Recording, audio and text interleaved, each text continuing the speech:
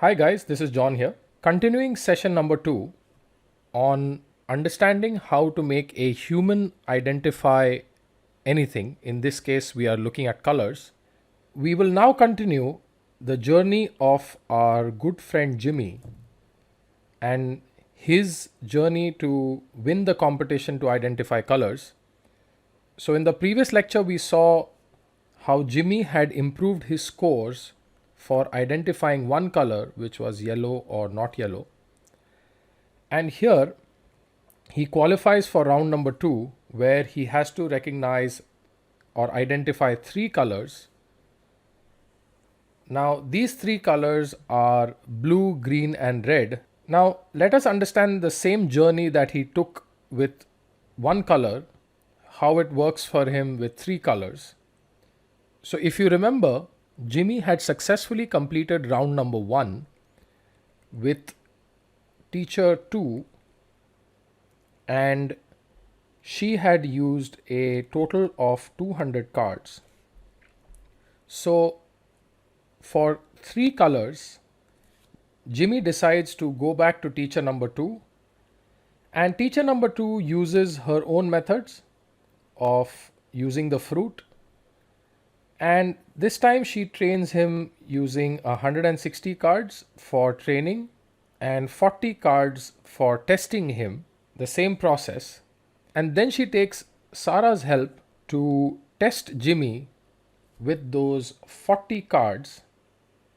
So she asks him, now since we have 3 colors, so you will have 3 rows and 3 columns. And if you remember, in the previous case, we had 2 true cells and 2 false cells. In this case, we have 3 true cells because you have 3 colors, red and red, green for green, blue for blue. So hence you have 3 true cells, and you have a total of 6 false cells, as there are 6 possible ways for Jimmy to get a wrong answer. For example, if Jimmy is shown the color red and Jimmy says the color is green, so this would get activated. If Jimmy is shown the color red and Jimmy answers blue, this is the false answer. So you're getting a sense of what I'm trying to say. Let us look at an example. But essentially, if there are 3 colors or 3 objects to identify, you will have a result table that looks like this.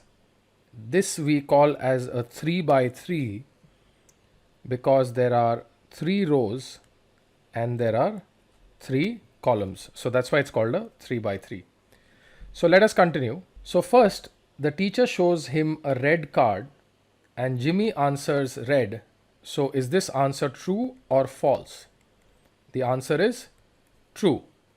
So in that case, since it's a red color and his answer is red, we put the score of 1 here, if you remember.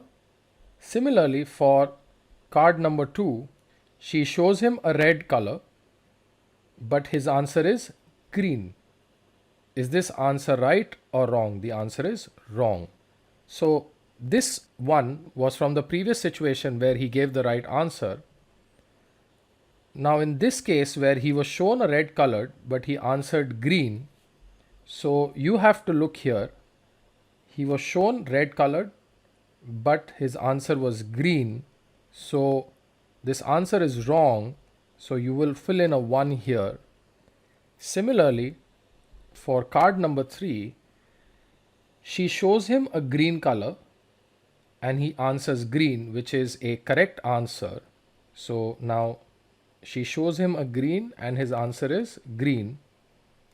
So you go ahead and fill a 1 here, and let's carry forward the previous scores. Can you help me with card number 4? She shows him a blue and Jimmy's answer is blue. So if you help me out here, we will look at blue. This is the card he was shown, and Jimmy's answer was blue. So we will fill in a 1 here, and we will carry forward the previous answers from this step. I hope you're getting a hang of what I'm trying to do here. Now I would like you to pause the lecture here and think about the answers for card number 5, card number 6, card number 7. I will help you out, but just pause the lecture here and think about what the answers should be. I want you to look at the card that was shown and the answer that Jimmy gave. And then I want you to think about what should be the answer here. So pause the lecture here and think about what the answer should be in all these 3 cases. So I've assumed that you have paused the lecture and you've tried to solve this. So let me go ahead and solve this for you. First, I will carry forward the numbers from the previous step. Now, Jimmy was shown green color, but Jimmy's answer was blue. So this answer is wrong. So Jimmy was shown the green color, but Jimmy's answer was blue. So we will fill this cell here. In this case, he was shown a blue, but he answered red. So in this case, he was shown a blue, and Jimmy's answer was red. So this gets filled in, and we carry forward from the previous step. In this case, he was shown a green, and Jimmy's answer was red. So he was shown a green, and Jimmy's answer was red. So we'll fill this here as 1. And we carry forward the previous points. So now the teacher continues till she finishes 40 cards and keeps showing him a color and stores Jimmy's answer. Again, this table is being filled by Sarah, who's Jimmy's friend. As she keeps finishing these cards and reaches to the end of 40 cards, let us look at what Jimmy's confusion table or confusion matrix looks like. If you remember, I had told you that we call this table a confusion table or a confusion matrix. So now let us look at Jimmy's result here. So Jimmy's confusion matrix or confusion table, if you remember, we said that these are my true cells and all the other cells are my false cells. So if you total the true cells, you get the number of correct answers, which in this case is 7 plus 10, 17 plus 8, 25. And if you total the false cells, you get the number of wrong answers, which is 15. Now, Sarah looks at Jimmy's confusion matrix and she tells Jimmy that your wrong answers are high and we need to improve your score. So Jimmy asks Sarah, how do I do that? So now, as before in round number 1, if you remember, Jimmy had 2 options in front of him. Either he has to train himself with more cards or he has to change his teacher. So let's go ahead and see what does Jimmy do. He first goes back to teacher number 2 and asks her, "Ma'am, can you teach me with more cards?" So teacher 2 decides to increase the number of cards from 200 to 400. So she trains him with more cards this time. Previously she had 160 cards. Now she increased that to 360 cards and decides to test him using those 40 cards. And she goes through the same process again. And this time we look at Jimmy's confusion matrix or confusion table, and we see that with more number of cards for training, Jimmy's correct answers go up and his number of wrong answers goes down. Again, we got the total number of correct answers by totaling the true cells, and we get the total number of wrong answers by totaling the false cells. So with an increased number of cards, Jimmy's wrong answers go down. The scores are better, But Sarah says that I need you to still improve if you want to win the competition. If you want to win the competition and recognize three colors effectively. So, as option number 2, Jimmy decides to change his teacher. So, as option number 2 says, that Jimmy decides to go to a new teacher, which is teacher number 3, and teacher number 3 still uses the increased number of cards, which is 360, and uses 40 cards for testing Jimmy. Now, teacher number 3 decides to train Jimmy using his own method, and once he teaches Jimmy, he tests Jimmy using these 40 cards. So now let's look at what is Jimmy's result table or confusion matrix. So now with teacher 3 and 40 cards for testing, Sarah starts filling his result table, and now this is Jimmy's confusion matrix. Can you calculate the number of correct answers and the wrong answers? As we see, Jimmy's correct answers are now 37 and his wrong answers have reduced to 3. So let us compare by how much has Jimmy improved. So now if we compare Jimmy's result with teacher number 2 and 160 cards, he had a total of 25 correct answers and 15 wrong answers versus teacher number 2 and 360 cards, he had 33 correct answers and 7 wrong answers. And now with teacher number 3 and 360 cards, he has 37 correct answers and 3 wrong answers. So finally his number of wrong answers have come down. So from here to here was a big jump. And now Sarah says, with just 3 wrong answers, you are ready to go participate in the competition for round 2. So Jimmy goes for round 2, and since his accuracy was very high, he goes ahead and wins this competition.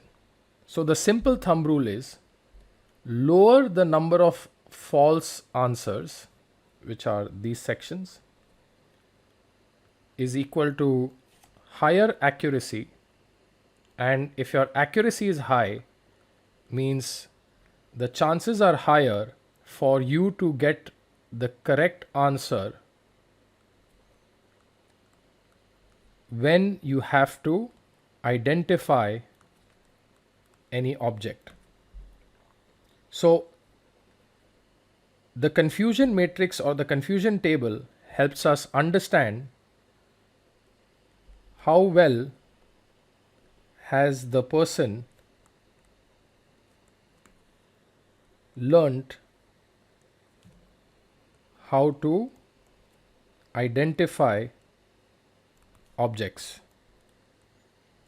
So I hope you've understood that how to train a human to identify objects, and more importantly, how do we gauge or judge if a person has effectively learnt. So that was your how well the person has learnt how to identify objects, and this is done with the help of our confusion matrix or a confusion table. So let me quickly summarize what we have learnt in session number 2. In session number 2, we have first understood how to make a human identify objects. You first train the human. Once you train the human, you have to test the human using some data. And based on that, you fill a confusion table or a confusion matrix. We learned how to do that. Now, looking at the number of false answers. So looking at the number of false answers, we judge the accuracy of learning, and based on that we decide whether the learning is good or bad And the same principle is applied to identifying any set of objects. So, for example, if you had to identify 4 objects, let us say car, bike, truck, and auto. So, what would your confusion matrix look like? It would be a 4 by 4 where you would have 4 rows and 4 columns, and you would say car, bike, truck, and auto. And here again you would say car, bike, truck, and auto. And these would be your true cells, and these would be your false cells. I'm just trying to give you an example here so that you understand. And these would be your true answers, and the remaining would be your false answers. So when you need to identify objects, first you need to understand the number of objects you need to identify. Based on that, you need to create your confusion matrix or confusion table. Once you fill in the table, you need to decide whether the learning is good or not good. So this is the standard process of training a human to identify objects and then deciding if the person has learnt properly or not. So we'll be putting in some exercises. So please go ahead and solve those exercises, which the link will be posted in this lecture. I hope this lecture was clear for you guys. I'll see you guys in the next session. Thank you.